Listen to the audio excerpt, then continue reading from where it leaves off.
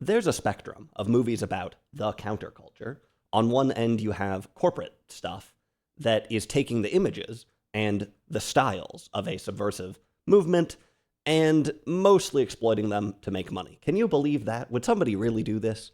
A movie like Billy Jack comes to mind. I could do a video about that one, maybe. On the other end of the spectrum, you have movies that are actually subversive, legit movies. Do they really exist? Is Joe one of these legit, authentic, raw movies? I think it probably is. And in some ways, it's hard to find a movie that's more raw than this one. But things are far from clear-cut with this unstable movie. First of all, Joe isn't really a movie about the counterculture at all. It's a movie about the reaction to the counterculture from an older, more traditional slice of society, specifically people named Joe, the counterculture, sometimes known simply as the culture. This is summed up by the title character, right? Joe. You could say that this movie is maybe some kind of search for the soul of America. That's not quite right. Some sort of diagnosis, a study in red, white, and blue. This means that the movie has kind of an inverted perspective.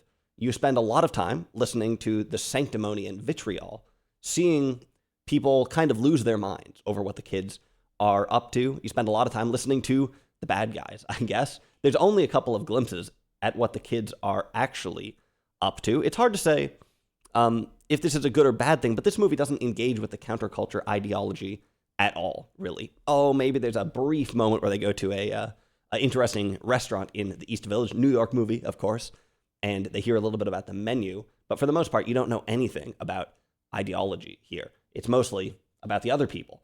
And this does give it a cynical feeling, very cynical movie, I guess. Maybe this is all part of the rawness of it. There's some stuff to unpack here. I first heard about Joe from an interview with the late William Friedkin. If you've never listened to that guy talk, you should check out an interview.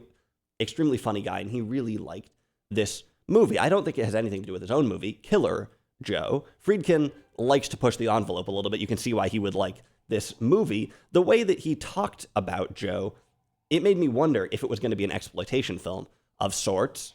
A pretty edgy guy, and some of the marketing, some of the discussion around the film, it alludes to this edginess. Joe has a reputation as a violent movie. It almost sounds like an early precursor to Hobo with a Shotgun or something like that.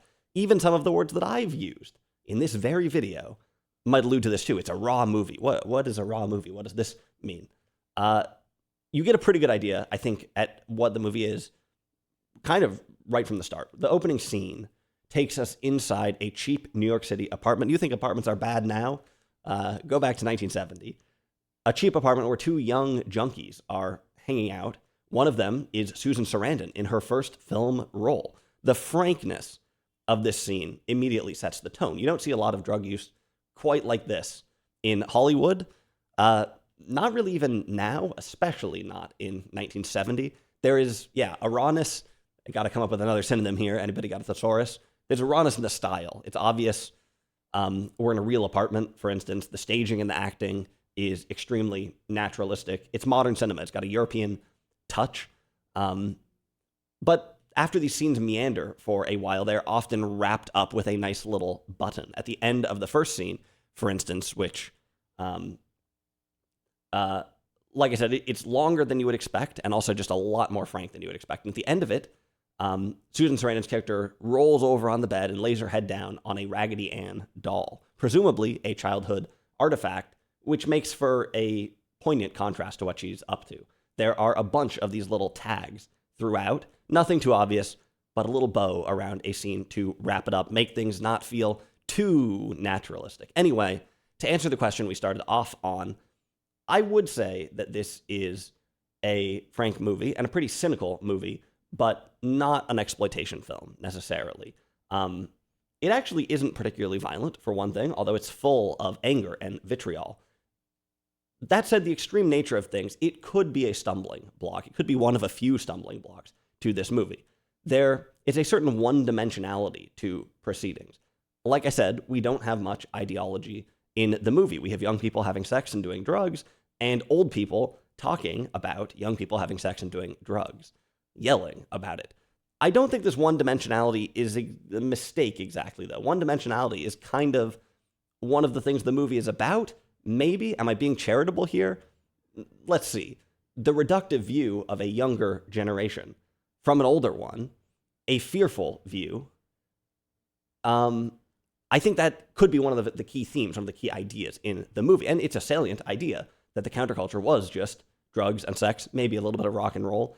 That idea, like, was it that? Was it not? This question is one of the wheels of the movie. Or it's possible that the people who made Joe were just really cynical, thought they were better than everybody in the movie.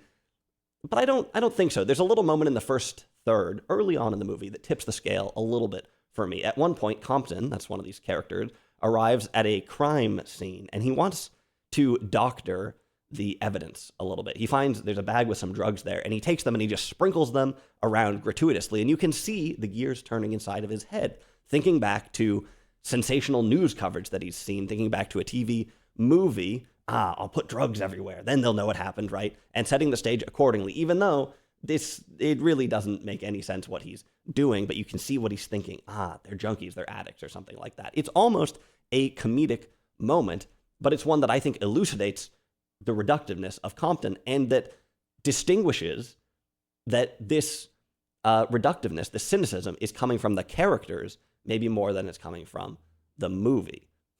Interesting. I'll be curious if you believe me. It's not exactly clear-cut here. I guess what I'm saying, what I'm getting at, is that the perspective of this movie is not totally obvious. It's a little bit buried. It's hidden behind vitriol and violence.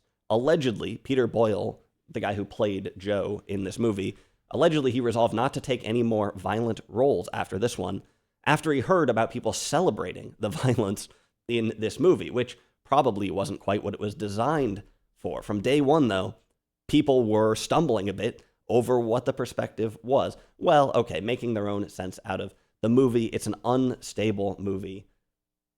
Yeah, to be sure. Another stumbling block in Joe is that some things in the movie are not very plausible. This is a little bit surprising because a lot of the things in the movie are very plausible. They seem legit. The characters and the settings are rock solid. Okay, some of the acting is not amazing, but this is a low-budget movie. The characters themselves are good. The story, though, well, it's kind of like something out of a movie at times.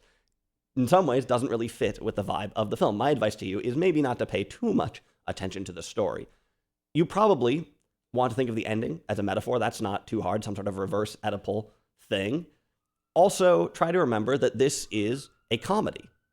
Wait, is it a comedy? Well, I can neither confirm nor deny that, but there are definitely some funny moments to it. So the tone here, it's another thing to reckon with a little bit.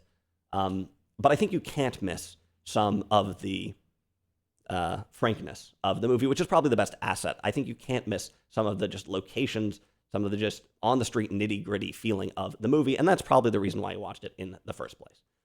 We're jumping around here a little bit, but I want to talk about the music because I think it underscores a couple of the things that I have just mentioned. First of all, you probably won't know any of the songs in the movie. It's got a hip 1960s music in it. In fact, it's so hip, I have no idea what any of it is.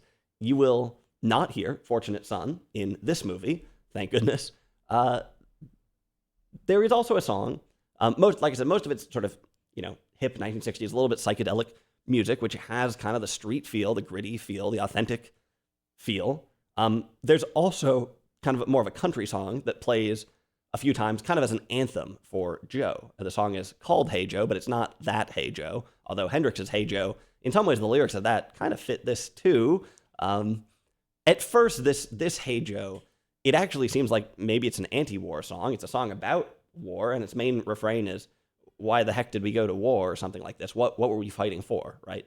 It turns out that they're asking, why did we go to war?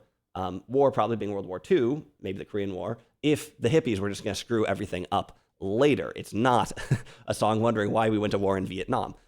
It's actually a pro-war song, it would seem. This is exactly the kind of inverted perspective that I was mentioning earlier and that really sums up the movie. You wonder, how did they find a song so perfect for this film? Well, it was written for the movie, so feel free to read into the lyrics as much as you want to. one thing that this song highlights is the connection that this older generation has to war. It might seem like a song about Vietnam, like I said, but the main wars it alludes to are probably World War II or maybe the Korean War, and some impending culture war. Sounds familiar, I guess. It does briefly mention Vietnam, lamenting that people aren't getting behind our boys there. The legacy of World War II is a subplot, a sub-theme in the movie. One interesting thing about the turmoil around Vietnam is that a lot of older people would have fought in wars themselves or police actions. So are they more empathetic to anti-war causes? Do they realize how brutal and grim war is? Or are they hawks? It might be obvious to you, but this relationship of one war to another sunk in more for me while watching this movie. I think they get something there in Joe. Of course, Joe also has a really big gun collection that seems to have spawned from his service weapon. There's a great line about how he has a well-balanced collection. He says, I've got a well-balanced collection. And you can kind of sense, well-balanced collection, that's not the kind of thing he would normally say. And then he goes on to say he wrote to Ammo Magazine, and they told him he has a well-balanced collection. Great detail. In some ways, the American gun nut has emerged more recently. You might think about this even in like the 90s, really. And you don't see this in a lot of movies from the 1970s, although there is Targets from 1968, which I have a video about, one of Boris Karloff's last films. Great movie. Well, interesting movie, at least. It's interesting to see what looks a lot like a modern gun culture, complete with this magazine, both types of magazine. It's interesting to see that in 1970. There's another great moment in this scene where Joe talks to Compton about the war. I'm not going to spoil things here, but as usual, Joe is brash about things, and Compton is a little bit hesitant. When Joe asks him something about the war, you almost get the feeling that Compton wasn't there and is like sort of faking his way through it or something. Most scenes have a lot of little details like this, a lot of little back and forth, a lot of very small twists in this movie. Generally, Joe and Compton, of course, they don't seem to have much in common. I realize I haven't given you any introduction to the plot in this movie, but like I said, I don't think it's that important. On a deep level, they, I guess, have some kind of connection. You could say that Joe represents some internal portion of Compton, something in here, some kind of soul. But that's probably a little bit too cute. Another way to look at things is that this is a movie about radicalization, or it's a story about radicalization. Again, this might remind you of the here and now, today. In some ways, maybe it's cool that Joe and Compton strike up a friendship. There's something a little egalitarian about them hanging out together, even though one of them is a Montague and the other is, well, but what is it exactly that binds them together? It's something a little bit dark, but anger, vitriol, hatred. Shout out to the wives. In the movie, Compton's wife is in on things. Joe's wife is not. Interesting little detail there. Anyway, I think it would be fair to say that Compton is sucked into Joe's world, sucked into his world. Those are words that you hear today. Generally, I think Joe feels as relevant as ever. We meet the character Joe at a bar where he's giving a drunken tirade. A lot of what he says, you could still hear it today. Unfortunately, Joe is still alive in America, it would seem. Yeah. Anyway, if you haven't seen this movie, it's worth checking out. Absolutely. It is not perfect. There are a bunch of stumbling blocks, but it is superlative in some ways. It's really nicely put together, well shot. Like I said, some really raw footage, some great locations, but also a couple interesting techniques, a couple more like, 60s modern techniques going on, and these sort of nice buttons as well. Pretty decent script. Acting's not amazing. Good score. The most notable thing is this deep and raw sense of the moment of being there. There's a couple businesses they go into in the East Village. You get the feeling they just walked into real places and saw some real people sitting around, and there is something very frank about the whole thing. I don't think it verges onto exploitation, although maybe teeters there a little bit, but it works out. In some ways, this movie is matched by only a few movies. In some ways, it's hard to name something that is kind of more authentic and independent than Joe, but it has its flaws. Anyway, I watched this one on vacation, so a slightly shorter video than usual, but if you've seen this movie, let me know what you think about it, and I will see you next week.